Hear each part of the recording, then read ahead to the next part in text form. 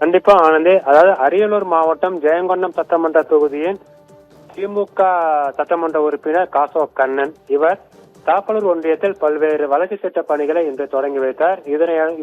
இதன் ஒரு பகுதியாக தாப்பலூர் ஒன்றியத்துக்குட்பட்ட தாதாம்பேட்டையில் சாலை பணியை தொடங்கி வைத்த கண்ணனிடம் அப்பகுதியில் இருந்த பெண்கள் கூடி அவரின் காரை முற்றுகையிட்டு தங்களுக்கு கடந்த சில மாதங்களாக கலங்கலான குடிநீர் வருவதாகவும் அதனை முறையாக எங்களுக்கு வழங்க வேண்டும் மற்றும் தற்போது வழங்கப்படும் குடிநீர் அருந்துவதற்கு தகுதியற்ற முறையில் பல்வேறு நோய்களை ஏற்படுத்தும் வகையில் உள்ளதால் தூய்மையான குடிநீர் வழங்க வேண்டும் என அப்போது கோரிக்கை விடுத்தனர். அப்போது இதை கேட்டறிந்த எம்எல்ஏ கண்ணன் இது குறித்து உரிய நடவடிக்கை எடுப்பதாகவும் உரிய முறையில் தூய்மையான குடிநீர் வழங்க நடவடிக்கை எடுப்பதாகவும் கூறினார். அப்போது கூட்டத்தில் இருந்த ஒரு பெண் கலங்கலான குடிநீர் அடங்கிய பாட்டிலை கையில் வைத்துக் கொண்டு இந்த குடிநீரை எப்படி நாங்கள் அருந்துவது, இதை அருந்துவதால் எந்தெந்த மாதிரியான நோய்கள் ஏற்படும் என கூறினார்.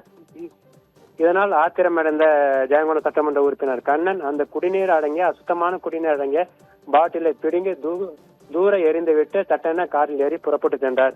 இது அங்கிருந்த பொதுமக்களையும் பெண்களையும் பெரும் அதிர்ச்சிக்குள்ளாக்கியது. தாங்கள் வாக்களித்து வெற்றி பெற்ற சட்டமன்ற உறுப்பினர் தங்களின் கோரிக்கையை நின்று கூட கேட்காமல் அலட்சியம் படுத்துவதாகவும் எங்களை அலட்சியப்படுத்திவிட்டு செல்வதாகவும் கூறி பெருமளவில் வேதனை அடைந்தனர். ஆனந்தி.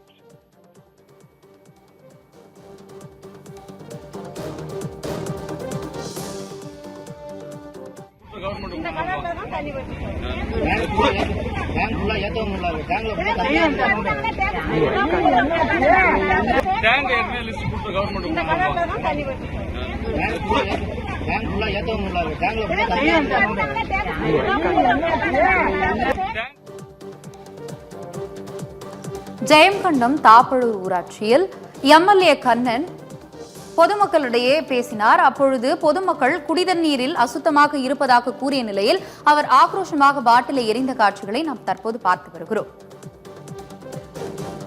செய்தியாளர் ராம்குமார் தந்த விவரங்களுக்கு நன்றி.